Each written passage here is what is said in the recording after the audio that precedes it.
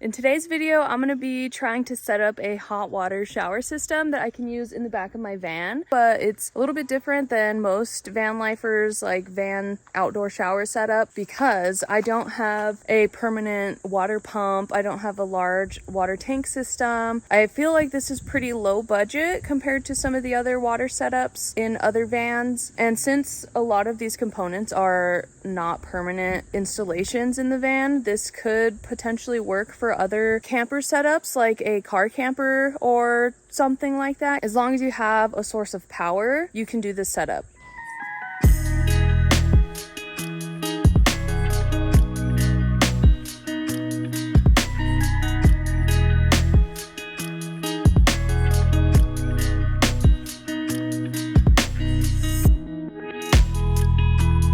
The most expensive part about this setup is probably this propane outdoor shower. It was probably like $130, but I see them all the time on like Craigslist and Marketplace. So always look at those places before buying online because I get such good deals buying secondhand. And then this is my water supply. It's a 7-gallon water tank that I got from Walmart. It was $20, but I did have to adapt the nozzle so that way I could connect like an actual water hose to it. So I'm gonna cut to that footage because I set this up before I left on this camping trip.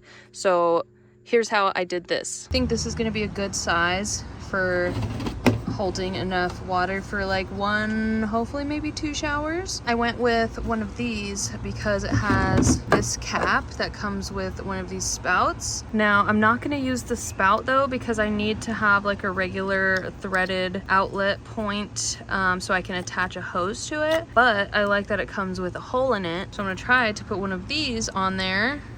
So that way the hose that goes to my water pump can just hook onto right there. I did bring this into Home Depot though to try out like which would be the best fit for this, because these kinds of like metal fixtures are not the same like sizing and threading as the ones that are plastic. So there's not an exact match in a metal one that can just screw into here.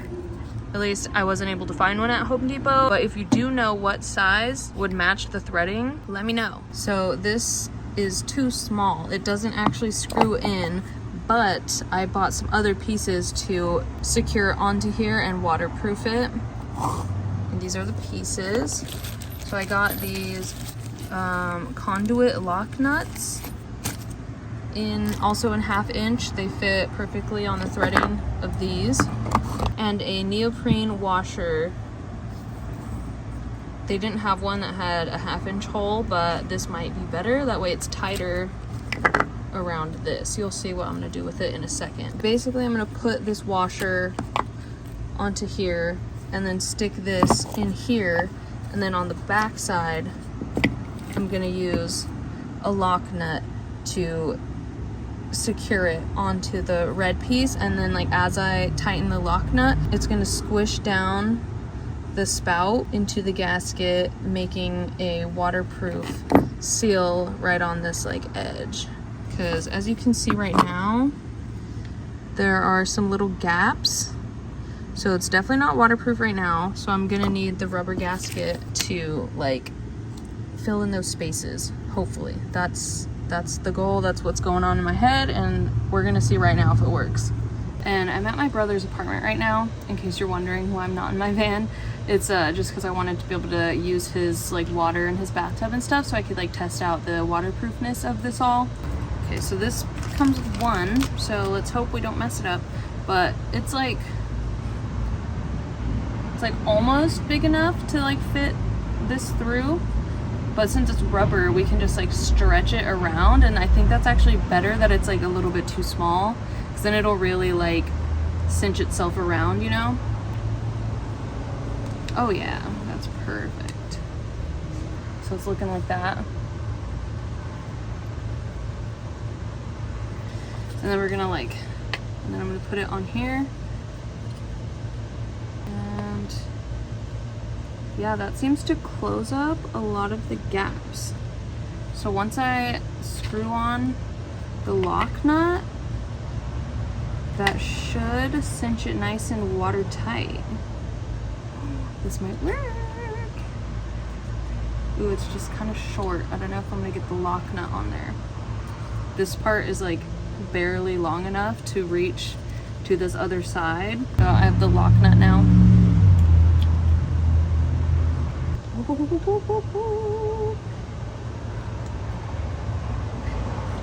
We got the lock nut on. Yay! Okay, I'm not gonna tighten it super tight yet. This is what we're going for. I wanted to make this on-off spigot to attach the hose that then goes to my water pump, which goes to my water heater, and then I have a shower. So this will be my water tank for my shower. And this is looking pretty good so far. I think this is gonna work. All right, it is now full of 7 gallons of water. So I'm gonna tip it over, and I dried off everything so that way if there is any leaks, we can see where it's coming from. Or if it remains dry, then we'll know it's watertight. We shall wait and see if there is a leak.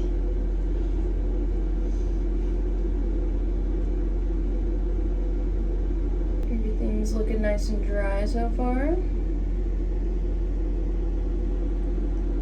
Okay, I've been standing here for like 2 minutes and I don't see nothing. I'd say it's a success. The air release valve. And I really liked this kind of spigot. That way I can adjust like how much water flow I want.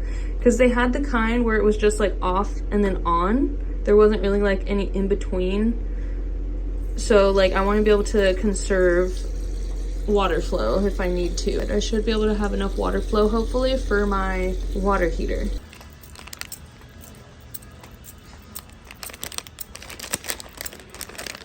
And then you're gonna need a propane tank to supply propane to heat the water on this in this thing. You could also use like the small bottles, but I forgot to bring my adapter for that. So this one only plugs into this one, but I don't even know if I have propane in this thing.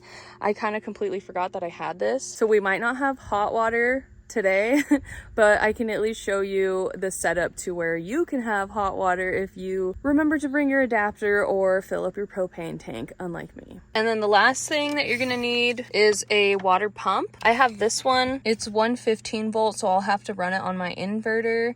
But it's only 30 amps, so I should have plenty of power to run this. I don't remember where I got this from, probably on Amazon for like 30 bucks, I think, like a long time ago. And I'm just using it because I already had it, but this does also make it convenient for me being able to use this shower system in other rigs. Like if I go in one of my friend's cars or something on a camping trip one day or whatever, I can bring this shower system with me as long as I bring an inverter. And you don't even need a large inverter. I have a little 300 watt one that powers this just fine, and it plugs into the cigarette lighter of a car. But for today, I'm going to be plugging it into my large inverter that powers my entire van. So this one definitely will be able to support that water pump.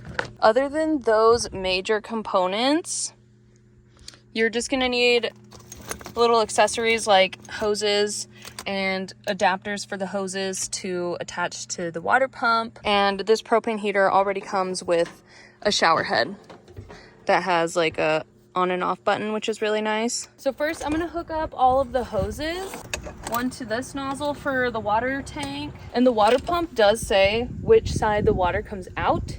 So you're gonna wanna make sure you get that right. And this is why, at least for my hoses that I bought, one is a male end, one is a female end, but I need 2 female ends so that way I could attach it to the water pump and also so I could attach it to the shower. So that's why I had to get these adapters.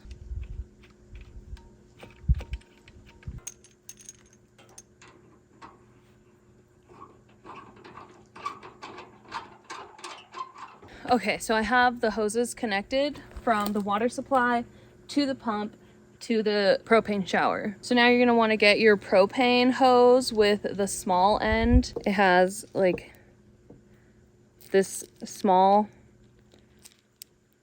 bit you're gonna want one of those. It says that it is a 5/16 inch.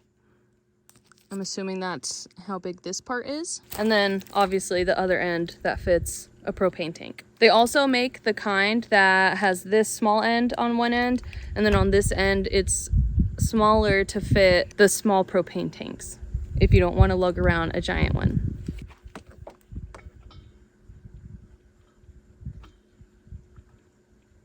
So first I'm gonna just test to see if the water will get flowing before I hook up the propane, because I don't even think my propane's gonna have enough in it to work anyway. So I just want to demonstrate like the water flow. So the trick is that you want the water supply to be higher than where the water pump is. So that's also why I like this jug, because I can flip this down and then the water pressure will go down into this spigot and push the water into the water pump, and then that'll get it flowing. And it is leaking because I dropped it on my foot yesterday, as if my day couldn't get any worse. I opened the door and this whole 7-gallon thing fell on my toe. It wasn't leaking before I dropped it, so that's my bad. And then this just turns on as soon as you plug it in, so let's see what happens.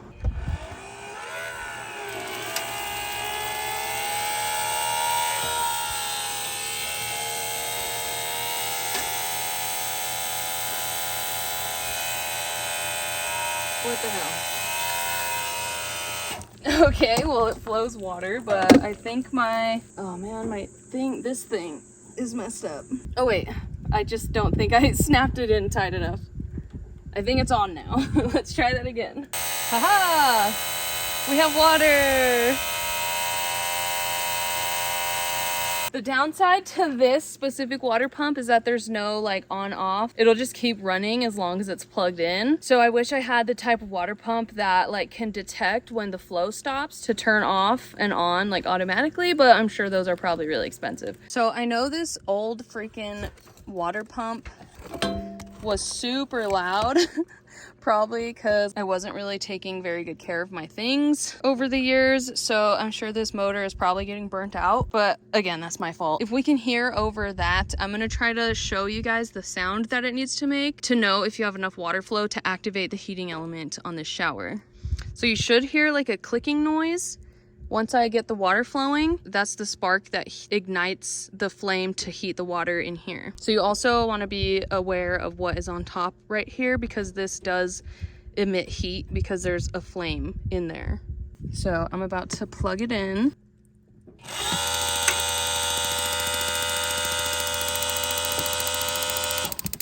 Hopefully you were able to hear that. Oh, also, I should probably release this. Okay, yeah, that'll probably make a lot more water flow, and maybe that won't struggle so much. So yeah, you were able to hear that clicking sound. So if you had propane going into the system, then the clicking would stop and it would catch flame, and you'll immediately start feeling hot water. And it gets really hot, which is why I love this thing. I've even used this to make like a hillbilly hot tub with a kiddie pool. So I really like having one of these. One of my future videos, I think, is going to be trying to make like a hot bath out in the woods with this thing. If I could find a campsite like near a creek or something to have like a water supply, this could be a lot of fun to have this set up. Okay, so now I have the propane connected. I don't think I'll have enough left in this tank to actually fill hot water, but we'll give it a try anyway. I did another test run. I brought my inverter switch out so I could just turn the water pump on and off super easy. And we got hot water. I moved the water pump down there to the floor just so that it gets more gravitational flow, because I think that's better for the motor. I think having it up there, it was still struggling too much. Like it didn't have enough water getting pushed into it. So hopefully down there, it'll have a lot more gravitational flow. But let me show you the hot water. Turn on the power.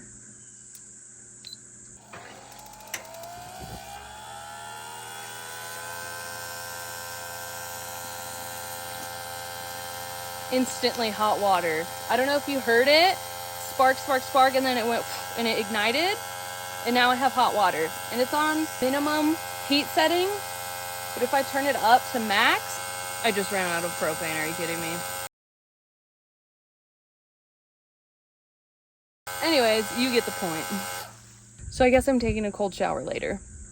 But functioning hot water shower system that you can use in your car or your van or wherever you can have a power supply. So hopefully you guys enjoyed this video. I will definitely be enjoying this shower. Let me know if you end up trying this setup or if you think that there's a better way to adapt it or make it more affordable or something. Like, I'm all ears for tips and tricks for making a versatile, budget-friendly shower setup. So thanks for watching. If you thought this video was useful or entertaining or whatever, give this video a like, subscribe to my channel, and leave a comment. See you in the next one.